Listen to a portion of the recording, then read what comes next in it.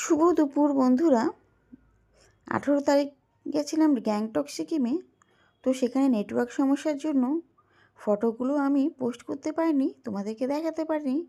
তো কালকে যেহেতু আমি ফিরে এসেছি গ্যাংটক থেকে, তো ভাবলাম চলো বন্ধুদের সাথে শেয়ার করা যাক ফটোগুলো। তো তাই পোস্ট করে দিলাম।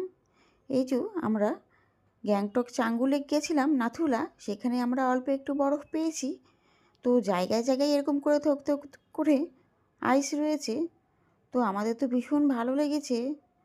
তো তোমাদের কেমন লাগলো একটু জানিও। আর ওখানকার ড্রেস পরে এই দেখো মেয়ে আর আমি ফটো তুলে নিলাম।